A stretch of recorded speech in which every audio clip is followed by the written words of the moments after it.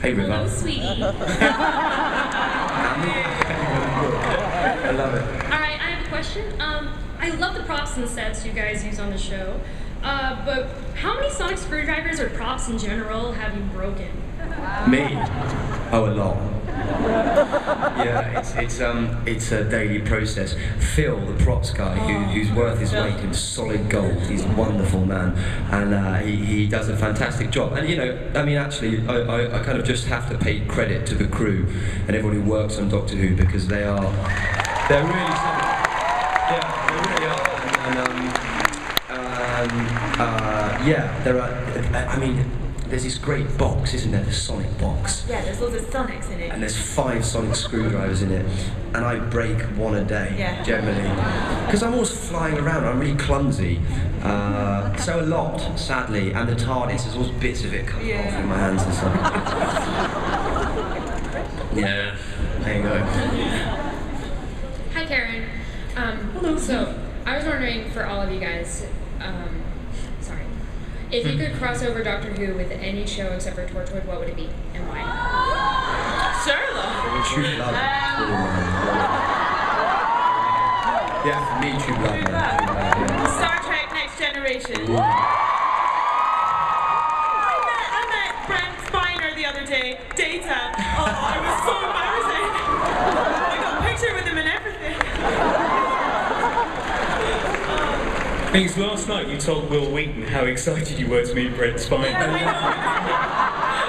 I really felt for Will watching it from the audience when you did that to him, actually. Oh no. I think it would be kind of cool.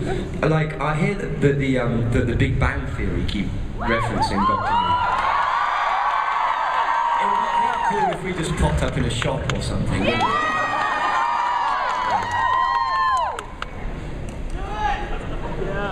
Hi. My question is about the future screwdriver. It's how do we get to this screwdriver from what we already have, and also what does the red setting do? That's River's screwdriver, isn't it? Yeah. The one you've got there.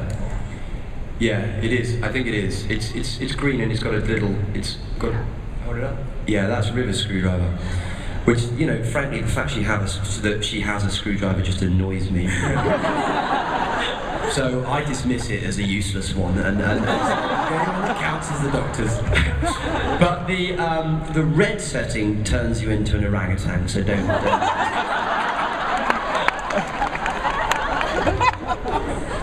Oh wow! Look at that for a dress! Oh my Lord, That's spectacular.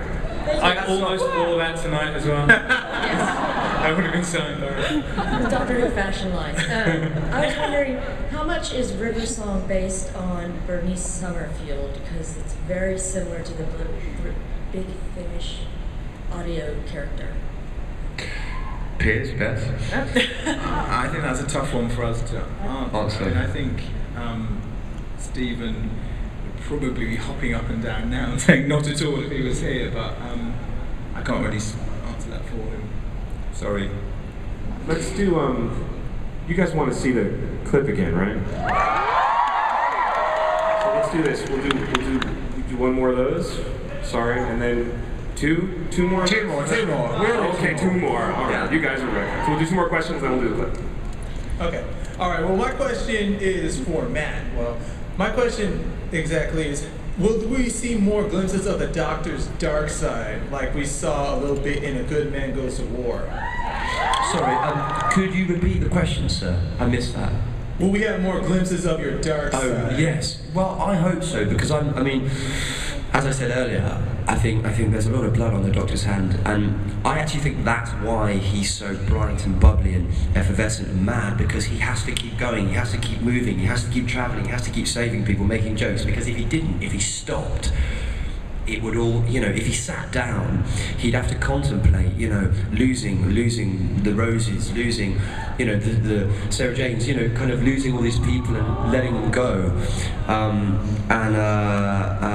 I think that's a very interesting area for him to explore, and I know that Stephen is interested in it too. So I think think there'll be a lot more. I think in episode 10 we see a bit of the dark side. Yeah, I think we see some of that in the next series. Actually we really do. Rule number 1, the Doctor lies.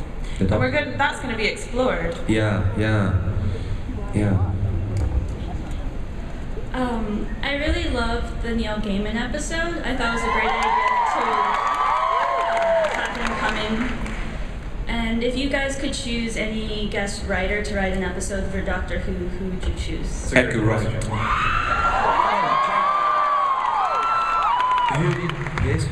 Who did you say?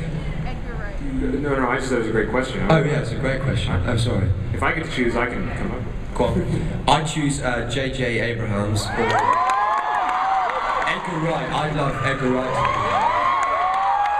I want Roald Dahl. Toes? Do they have to be? Do they have to be living? No, time travel.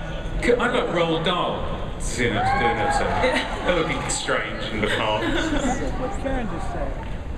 You can't trump that. That's a good one. Yeah. Pitt, come on. I think this sounds like a bit of a cop out, but I'd love to see Russell come back and do an episode one day. I think he's an amazing writer, and I'd love to see him come back and write for the 11th Doctor sometime. Yeah. And just quickly before we finish, could I I know you've whooped and hollowed your hearts out, and I thank you for that. But Piers and Beth are moving on to new pastures, and I wondered if we could just give them, because they've been wonderful for me and Karen, just give them a group woohoo before they go.